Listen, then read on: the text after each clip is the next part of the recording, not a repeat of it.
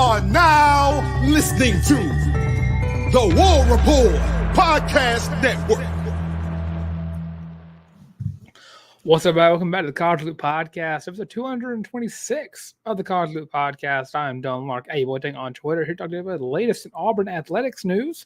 And before we get into the main conversation of today's episode, talking about Auburn recruiting, as well as talking a little bit about Media Days, which is tomorrow. It starts tomorrow, but of course, Auburn will be there on Thursday, and that's going to be Keldrick Falk, Peyton Thorne, Eugene Asante, and of course, Coach Hugh Freeze answering all the media questions all day, as far as I'm aware. And I'm trying to pull up the Media Days schedule as I'm going. But yes, if you've missed it already, Auburn picked up another linebacker for the class 2024, another late addition pickup in Fanaje Gote. Make sure I get that name right. I was reading a bunch of pronunciation guides to make sure I'd get that right. Is going to be a 5-year player out of Maryland. He's joining Auburn as a super senior 6th year. Last year on Maryland, 44 tackles, which was 8th on the team. Also tied 4th on the team with 2.5 sacks. Also had a PBU and 1 interception last season. And of course, another Maryland player to join the ranks of Auburn last year, as well as Rico Walker, who joined this past offseason as well. Just build up the depth. That's all that's going on right now, is just building up that depth at linebacker. Again, a position that last year was a huge, huge struggle just to find people to replace any injuries. You saw it right after Eugene Asante and Austin Keys. Whenever they went out of the game for whatever reason, that's usually when the offenses kind of broke down and started making plays down the field. But getting a lot of depth is always going to be key. I still think that you're going to see a lot of freshmen come in. DJ Barber and of course DeMarcus Riddick are 2 guys who I think are so athletic that are going to be day one, not starters, but they're going to be in that rotation as soon as possible. But of course, with that, kind of getting into what we're going to talk about today, Auburn has seen a little bit of a drop-off in recruiting. I see Bob Williams will come back. We are already far ahead of what we – the comeback is more or less because Auburn has dropped significantly since the last time. At their highest point, they were at 5. It's kind of getting to where I'm talking about right now. Right now, Auburn stands at 14 per SEC, the 24/7 rankings. But kind of going into that, Auburn lost out on 5-star wide receiver Caleb Cunningham. He has since committed to Alabama.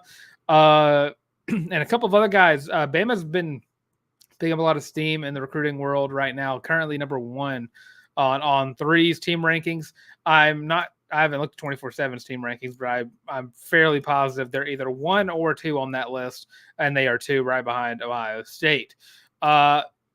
Auburn had a little bit of a slow pace going on over the past couple weeks. Last commitment Auburn got was, of course, recommitting Hollis Davidson, and they also got Jacoby Ward as well around that same time period. But you've seen a lot more blue chip decommitments coming from Auburn than you have seen commitments come through.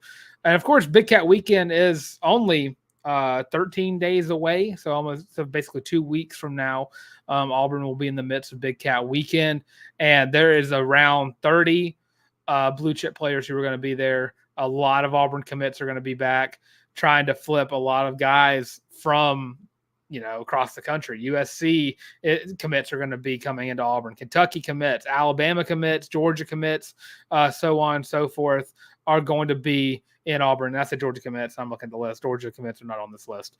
But Kentucky, Alabama, and USC commits are coming down for Big Cat Weekend that week. It's going to be huge for Auburn. Auburn is, of course, again, kind of slacked off a little bit. A lot of people have been speculating they spent a lot of time with Juju Lewis and kind of cost them some recruits. I don't know how likely that is quite yet. I've not really heard that from anybody that I know, but quarterback is going to be a huge talking point going into this season, going into the next off season, and so on and so forth. Of course, Auburn did pick up quarterback Walker White as a signee into this last recruiting class. Did not pick up a portal quarterback, but I do suspect Auburn to be in the mix for not a starting portal quarterback, but someone to fill up a empty hole that might be left from 2 departures that I'm predicting to happen after this season. One, of course, being Peyton Thorne. The other one, of course, being Holden Gerner, who I expect him to be transferring out. But when it comes down to 2025, you're looking at 2 guys who you're expecting to see there in Walker White and, of course, Hank Brown. I think Auburn is in the mix for a few quarterbacks in this class, and I talked about it today with Caesar of the War Report today during the weekend tailgate. Looking at quarterbacks that Auburn has a chance at, and looking at guys like Juju Lewis. I think pretty much everyone kind of understands at this point that Juju Lewis has kind of been I was about to say push aside, but no longer Auburn's main target at quarterback. I think that you're finally seeing Auburn kind of look other places. And again, not anyone that is not committed anywhere. Of course, the main targets Auburn has right now at the quarterback position are, of course, Deuce Knight and KJ Lacey are going to be the 2 top quarterbacks. Neither one from the list that I've been saying are going to be a big cat. From what I don't think there's been a single quarterback that said they're going to be a big cat, but you're seeing there's going to be a lot of wide receivers that are going to be there. But kind of just going into big cat, Auburn has some work to do to kind of pick up some more steam. Of course, the season is only 48 days away. We are sniffing football at this point. Of course, College Football 2025 comes out tomorrow if you pre-ordered it with the special edition. Of course, also comes out on the 19th if you are, waiting. 18th if you're waiting for it like I am. But kind of going into this conversation, Auburn has a lot of work to do to kind of get back to the groove that they had before the decommitment started coming in. Looking at On 3, I've already given a prediction for 5-star edge rusher Jared Smith, one of the top players in the class 2025. So goes his 5-star. And he has a couple predictions on 3. He has a couple for Auburn and as well as a couple for South Carolina. I think that Auburn's still very much in the mix for him. If they could use Big Cat Weekend to kind of talk to him a lot more and try to get him commit, he does commit on August 3rd is his day of commitment. So Auburn should have a last couple words with them, and I like Auburn's chances getting a commit right after Big Cat Weekend. And of course, you have to have guys like Blake Woodby who are committing fairly soon. I can't remember if he announced the date yet, but I do know Anquan Fegans has announced that he will be announcing his commitment on July 29th, which is right after Big Cat Weekend. So Auburn's got a chance to make a lot of pitches right then and there before a lot of these guys announce where they want to commit to. And of course, you have guys like Usman Chroma, who I don't know if he's announced when he's going to be committing, but remains a huge target for Auburn. He is going to be there Big Cat Weekend. And I like Auburn's chances of picking up a lot of at least 3 out of the 4 uncommitted 4+ star guys who are going to be a Big Cat Weekend.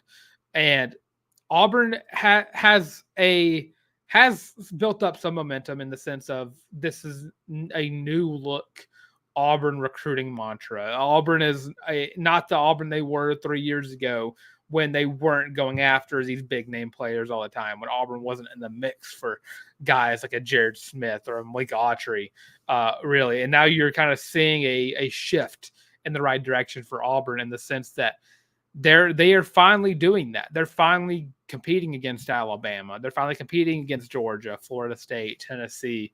And, we've already talked about very much that Auburn is currently winning the state of Alabama in some senses as they are picking up a lot of the top end players from in-state, which Auburn wasn't doing a few years ago. And I don't even think they were really doing it under Gus Malzahn. And now you're kind of seeing that. And if you look at guys like Anquan Fegans, who is in Thompson, Jared Smith is in Thompson. And of course you have guys, Blake Woodby is an outlier because he's in Maryland, but Auburn has already picked up a teammate of his in Bryce Diaz, who I think could be one of the more underrated players that get picked up in this class. But you're seeing that shift happen in real time, and it's something that Auburn fans haven't really been used to as of late. I don't think there's very many Auburn fans who quite understand the shift that Auburn has made. And of course, if you miss out on a guy, it sucks, and a lot of the fans will talk about it, and all the other fan bases were gonna ridicule Auburn. But in today's climate of college football, there's not really a true. Very rarely do you get players that are committed and will stay committed. And you saw that with the last two recruiting classes. Auburn has been very adamant on flipping guys that they want. We saw in the class 2023, Keldrick Falk flipped from Florida State. Kyan Lee flipped from Ohio State. And, of course, Connor Liu flipped from Miami. All three of those guys came into their true freshman year, made an impact, and now are some of the top players going into this year. And now you look at class 2024, you're looking at guys that were flipped. Texas A&M had the commitment of Cam Coleman, and of course now Cam Coleman is going to be the wide receiver one for Auburn this year. Perry Thompson, Alabama had him committed for the longest time. He flipped on Big Cat weekend, and of course you're going to miss on a lot of guys. Caleb Cunningham is not going to be a Big Cat weekend. I don't believe Auburn will just let him go on without trying to recruit him back to where, Caleb Cunningham was I think he had 3 quote graphics come up within like a month of each other of him saying whatever school he was leaving was the number one at that time. But right now, I do believe it is Alabama that is number one on his radar. But going into Big Cat weekend, Auburn has guys lined up that want to come to Auburn. You have guys like with KJ Lacey. I mean, he's not coming to Big Cat weekend, but he is in contact with guys at Auburn all the time. Perry Thompson was bragging about how KJ Lacey and his mom both liked his TikTok, which he's been, and again, in state. And you kind of worry about the fact that Ryan Williams might be in his ear because that is his wide receiver one from last year. But KJ Lacey, I think when you're looking at a guy who's like a Texas commit, it's easier to make that sell for him to be a potential starter in the future at Auburn than it is for Texas, because Texas has Arch Manning. Arch Manning is going to be at Texas for 2-3 years, maybe, somewhere in between there. And after this year with Peyton Thorne leaving, it's wide open. It's going to be another quarterback battle. Yet again, you're going to have Walker White versus Hank Brown versus whoever Auburn picks up in this class versus if Auburn goes after a portal quarterback, which if they don't, I mean, that would, I don't know how likely that would be to happen, but I do think Auburn would be in the mix for a veteran quarterback just out of the portal. Maybe not one to start again, but one just to kind of help mentor the younger quarterbacks that you're going to have, because you're going to have Hank Brown going into his junior year. Walker White's going to be going into his either redshirt freshman or sophomore year, depending on how many games they let him play. And of course, I don't think he'll reach the 4 spot on that list. And of course, the true freshman coming in. So looking at it in that standpoint, Auburn has some work to get started on right now, and they always will be. Auburn has hired, I think, 30 different coaches just to do this job and talking to recruits. And every single recruit you hear talking about Auburn always say, I don't ever go a day without hearing from them. I think it was Alvin Henderson, whenever he made his flip from Penn State, he said that he never went a day without hearing from Derek Nix and Hugh Freeze. So kind of reaching to that, I don't think Auburn is in deep. I don't think there's any reason to panic. I do know that people love to hit the panic button as soon as things go wrong. But looking at it like that, Auburn's not in a bad place. 14 is not a bad place to be. I think that you still have some positions that you need to touch on in this class still. The wide receiver position is the one big one. Quarterback is number 2. But other than that, Auburn's done a great job of picking up positions of need for the future. I mean, you're looking at one more running back. I think Usman Chroma is your dude there.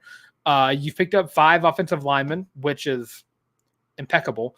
I cannot name another coaching staff that has emphasized picking up talented offensive linemen that Hugh Freeze has done right now with Josh Thornton. And defense side of the ball, you're getting a defensive lineman. I think Malik Autry is a guy you were looking at right next to Malik Blockton next year, getting in and just raising havoc against offensive lines. And then linebackers have been touched on. I think you could go maybe trying to get some bigger and higher end linebackers, but you can't complain with what Auburn has right now. And of course, defensive backs, Auburn is always going to be very solid at picking up defensive backs that they really like, and like Eric Winters and Devin Williams and Donovan Starr, guys like that, very athletic, very man-to-man heavy corners and safeties. And I mean, other than that, again, it's just so that's what 3 positions need to be touchdown. Get a second running back, get a quarterback, get wide receivers, and this class can end up being top 5. I think we've heard from now Hugh Freeze and A Train, Alvin Henderson, have both announced that they're fairly confident in the fact that Auburn can get a top 5 class. I think top 3. I'm not too high on Auburn getting a top 3 class. I think it'll be reserved for trying to get 2026 guys to commit during Big Cat weekend, which I think they're very capable of doing. But going into this year, I think that Auburn hit the peak at top 5 at the 5 spot, lost some traction, fell down, and now they have to work their way back up. So going into this season, all you have to do is keep talking to the recruits and win some football games. Auburn is going into a year where they currently have 8 home games. So you got plenty of chances to schedule some visits. I think 8 games to win is not that far out of the question. I think right now, as we're standing, I have in our way too early season preview series. Of course, that's going to be every Tuesday. This next week is going to be, of course, Missouri. Auburn currently stands at 3-2, and going into the hardest month of the year for the season. But I still think Auburn stands strong at 8-4 is where I stand, and you're seeing that improvement. And going into a year where you're coming out of a 5-7 year, all you've been hearing all offseason long is how bad the quarterback position is, which I think is going to be. I don't know when exactly that shift will change, but I don't know what it'll take. Peyton Thorne is going to be at SEC Media Days, which will let you know that he's already a leader on this team and people are standing by him on that. I think that watching Peyton Thorne, watching how this offense looks next year is going to be key in picking up guys like a KJ Lacey, like a Deuce Knight, like a flipping Caleb Cunningham and Derek Smith if you can. I think Derek Smith probably the more likely of the two right now. Of course, because Caleb Cunningham is just so new to committing to Alabama. But that's just kind of where I stand on the recruiting front. I still think Auburn can reach that top 5 spot. It's going to take a lot. And that's just recruiting nowadays. It's going to take a lot of sitting down, scheming out how you want to attack each position of need. And I mean, Auburn's probably 4 players away from getting back into like the top 7. And that's guys that you're probably expecting to get during Big Cat weekend. So yeah, if you have any thoughts on the matter, let me know in the comments below. Of course, you can also tweet at me at Dylan Larck, at your boy the Tank. There we go. Or at the College Loop. I will see both. But 14th right now in the country, and as it stands, trying to count down the SEC to 3, 4, 5, 8th in the SEC, right behind Missouri in the rankings. Of course, Michigan right there at 12. So a lot of teams aren't recruiting as well as Auburn is. Texas is 2 spots behind Auburn. You have Florida State behind Auburn, Clemson's behind Auburn. Teams like that have been to the college football playoff before are all behind Auburn. So something is brewing, and of course something else brewing in Columbia, Missouri as well, which, again, we'll touch on that for the Tuesday show during our way too early season preview series with the Missouri Tigers as Auburn travels to Faro Field. But with that, going to kind of move in and shift into our next conversation, talking about SEC Media Days, which again, Auburn will be on Thursday at around noon, talking to the media with Peyton Thorne, Keldrick Falk, Eugene Asante, and of course, Coach Hugh Freeze. Ike and Mike are both in Dallas right now for Media Days, so send them any questions you want to be asked to the media or from the media. I just kind of went through and thought of some things that people are going to be asking that probably if you watch Media Days, which I mean I do. I don't know how many people watching the stream actually sit down and listen to Media Days, but a lot of questions are going to be asked towards Peyton Thorne. Peyton Thorne is, of course, the quarterback from last year. He's been ranked anywhere from 11th to 16th per the media in every single quarterback rankings of the SEC quarterbacks, which not very good. I think people are highly pessimistic on what Peyton Thorne can do for Auburn going into this year, especially since, we've seen a high-level Peyton Thorne before, not in an Auburn jersey, but in a Michigan State jersey. And you're going into a year where the offensive line seems to be a lot better. The wide receiver core is way better. You have your tight ends back in Rivaldo Fairweather, who was your primary target last year. And, of course, a slew of outstanding running backs. The offense is built to help Peyton Thorne more than it was last year. You're going to see unity in the coaching staff. You're going to see active and better play calling and play calling that actually works. And, of course, the best thing about Peyton Thorne for this year, he doesn't have to worry about someone taking his job right away. The quarterback race was so close last year with him and Robbie Ashford. Going to this year, it's been Peyton Thorne ever since the end of the Maryland game. No matter how bad that game looked on paper, Peyton Thorne has been the starting quarterback for Auburn in 2024 since the end of that Maryland game.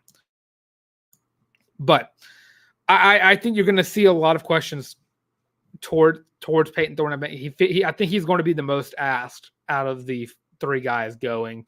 And, of course, you got Hugh Freeze, who's going to be asked a lot about Peyton Thorne, his confidence level in him, Peyton Thorne's confidence level in his offense and him in general. And then, of course, you got to have questions about the wide receiver core and the Cam Coleman, the rest of the Freeze four coming in, Keandre Lambert-Smith, Robert Lewis. Those guys are going to be a focal point of what they're going to try to dig into and see what they can expect from this Auburn offense going into next year. So I'm super excited to see what Peyton Thorne answers. I think, again, he's going to be the most asked out of the three. And I'm also excited to see what Eugene Asante and Kodrick Falk have to say. Kodrick Falk, of course, being one of three sophomores going into Big Cat Weekend. I think a lot of people kind of agree with this. I think Kodrick Falk's probably the youngest player that's ever represented Auburn for SEC Media Days. I don't remember enough back to be able to go against that.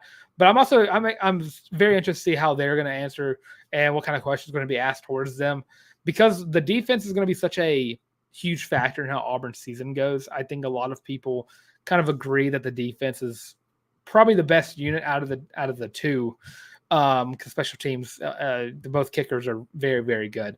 The defensive line last year saw the emergence of players who stepped in due to injury. Keldrick Falk stepped in whenever Elijah McAllister went down. You saw guys like words are hard. Kyan Lee kind of step in whenever Nehemiah Pritchett kind of went down for a little bit. You saw that emergence happen last year. And I also believe Keldrick's going to be asked a lot of questions towards recruiting.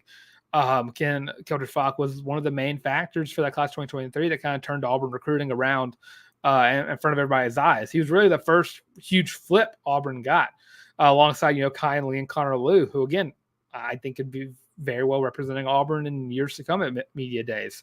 So questions about, towards him would kind of just be, what's Hugh Freeze's, goal? What is Hugh Freeze's stance on recruiting? Where does he stand with this? I'm sure you're going to get NIL questions. I don't think there's ever been since it broke out 4 years ago. I can't remember exactly when happened. I think 2021, whenever that whole thing kind of broke out into the news. You're going to get NIL questions, and of course you're going to get. I don't think anybody's going to go too in depth about it, but what is Auburn's stance on using NIL for recruiting? I think pretty much everyone understands that Hugh Freeze uses NIL, I think, more for the high school level recruiting than he does the transfer portal. I think it's kind of the way he wants to go, which, not mad about it. I like how he has used the portal to kind of just add. I think I used this the ice cream metaphor last time. Is you're building up the ice cream and you're using the whipped cream, and then the transfer portal players that he's been adding are kind of the sprinkles. They're good to have, but you don't always need them. And I think that's kind of where he's gone, getting quality depth players to kind of go in. I think going into this year, you're going to have Percy Lewis, Robert Lewis, Keandre Lambert-Smith, and Jaron Thompson out of, I think, the 16 transfers Auburn picked up that are really going to be starters right away. But I think something you're gonna see out of both him and probably Eugene Asante as well is just, how is this defense meshing together? There's a lot of, I don't want to say hype, but there's a lot riding on this team based on their defense. It's a lot of the games that people are expecting to be a close game next year are going to be because of how how this defense is perceived. Like Juju Asante is, of course, going to be the leader of this defense without a doubt. He's a vocal leader. He's a leader on the field. Every sense of leadership is built around Juju Asante. And they're both going to get those questions. They want to know what this defense is going to look like. You bring back Crime Dog. You have two new defense coordinators in Charles Kelly and DJ Durkin. So really trying to mesh together what to expect from this Auburn defense, an Auburn defense that people are predicting to have, I think, 2 All-Americans, SEC All-Americans, really, and Keontae Scott and Juju Asante, kind of seeing them kind of break out even more than they already have. But there's one big question I think it's going to be very funny to kind of see how it gets answered.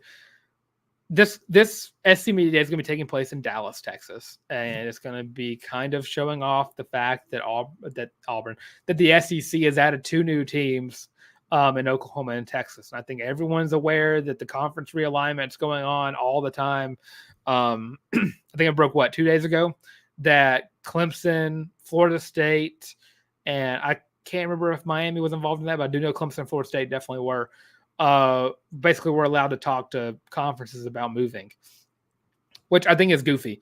I think if they should have like a limit on how many teams can move around per year, per conference, and they have to wait like 2 years before they can do anything else. And I can understand the ACC is kind of like screwed their teams in terms of revenue, because I don't think Clemson and Florida State should be getting the same amount of, in a way, should be getting the same like broadcasting deals as like Boston College.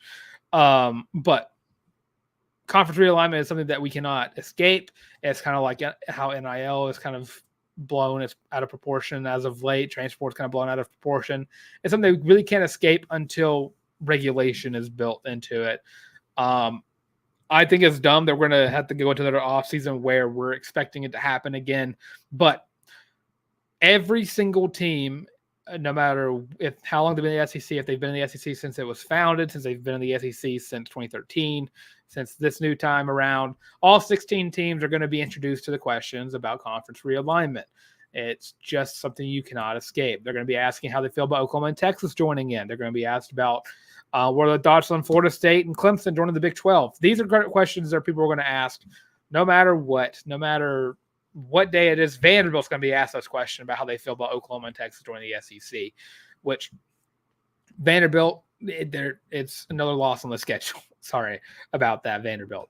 But that's just kind of what Media Days is going to be about this year. And I remember watching, and I had to edit some clips from the 2021 one where NIL was just all over the place. I think it broke like the day before Media Days that players could start getting paid, and you saw deals happen right away. I think as soon as it got announced, Bo Nix posted his NIL deal with Milo's Sweet Tea, which will stand by as one of my favorite NIL deals, right after Kool-Aid McKinstry from Alabama getting a Kool-Aid deal.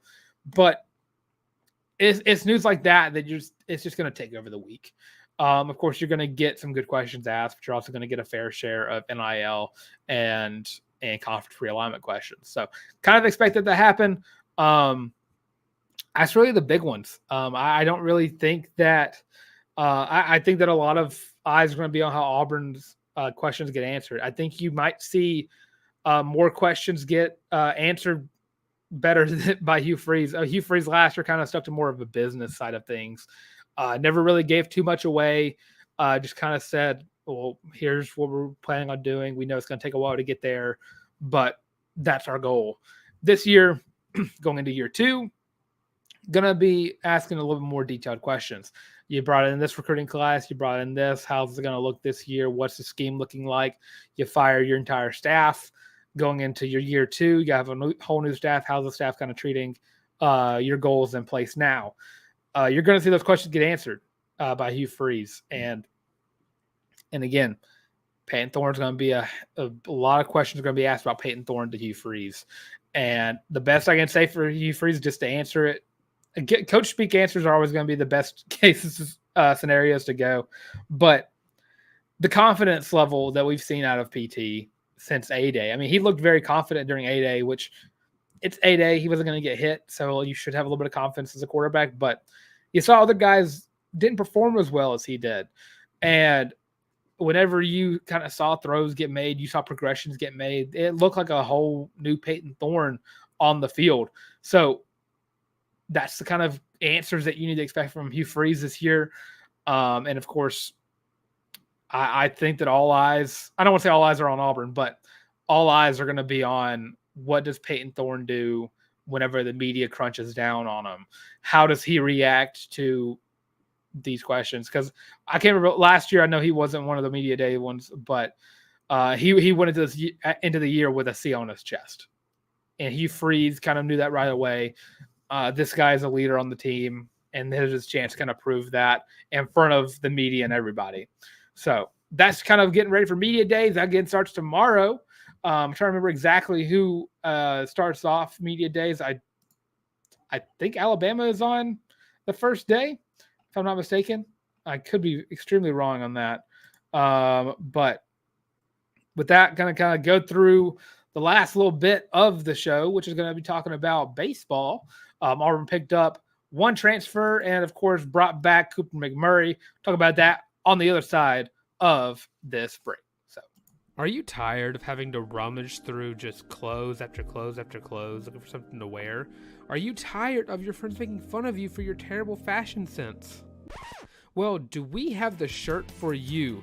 Go to thewarreport.com, get your laptop out and do it right now. Go to the shop and get your very own Feelin' Loopy t-shirt as well as your college loop hat, and you can get both of them for only $25 each. Plus shipping and handling, of course. But with that, now back to your regular scheduled program. And of course, the college loop hat, which I'm wearing right now, of course, on the first page on the War Report, when you go to the website, click shop, it's right there. Page 2 is the Feelin' Loopy t-shirt, which again, is in the washing machine today because I wore it yesterday.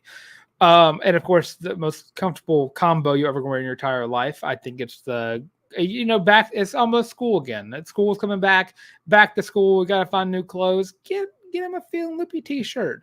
They'll be the coolest kid in their class by far by wearing that shirt. So get that today. And of course, if you're watching the show, thanks for tuning in. If you're enjoying the show, leave a like and leave a subscription as well. And also leave a comment. Leave your thoughts on where you think Auburn recruiting is going to end up at the end of this recruiting cycle. And what kind of questions do you want asked of Peyton Thorne, Eugene Asante, Keldrick Falk, and of course Hugh Freeze? Before I get into baseball, though, I'm going to kind of go through the schedule because I was kind of going around it, but I didn't have an official schedule.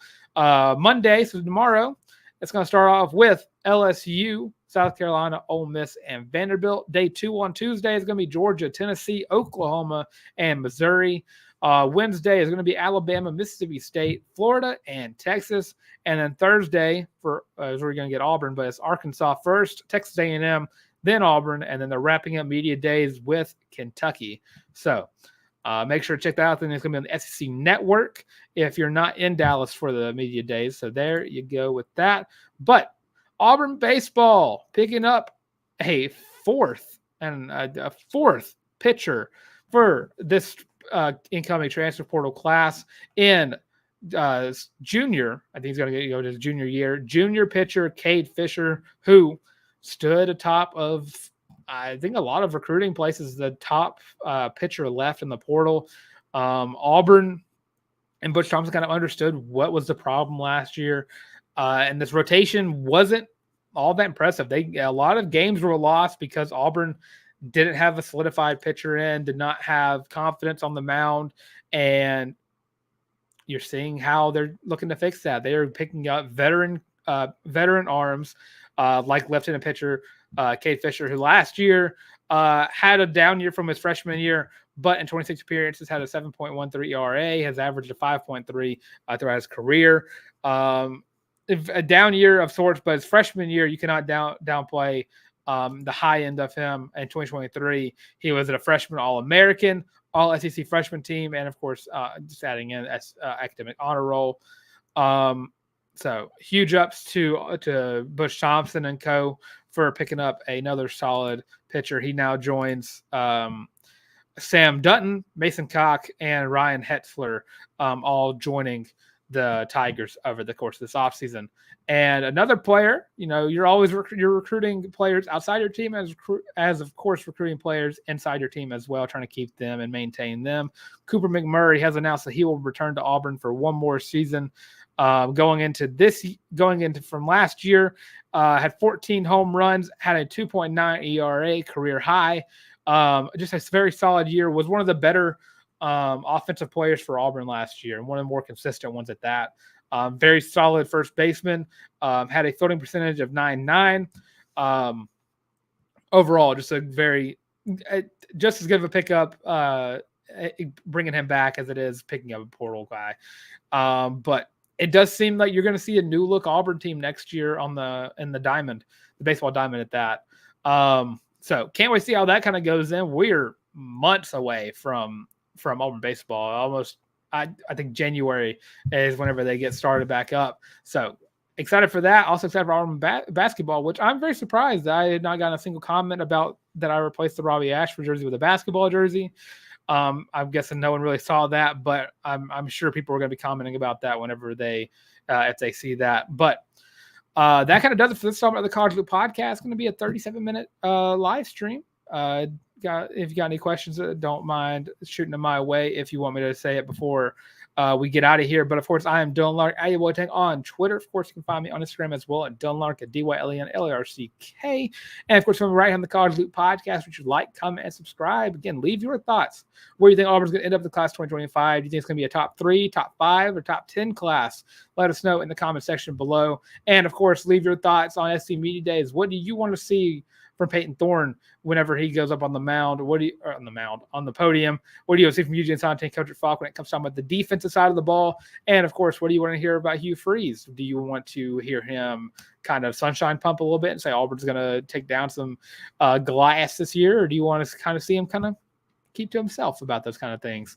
Of course, I don't mind saying I hope Auburn does win those games. But with that, thanks for tuning in to this Summit of the College Loop podcast. I am Dylan Larck again. Make sure to follow us on social medias. I always mess up this outro. This outro always gets messed up no matter what. Make sure to follow us on social medias on Twitter, TikTok, Facebook, Instagram. The rest all is at the College Loop. And, of course, on the audio version of the show as well. If you try to see my face, it's going to be on Spotify, Podcasts, Google Podcasts, of course, Amazon Music. And, of course, all that being said, again, thanks for watching. War Eagle, and it's been the College Loop podcast.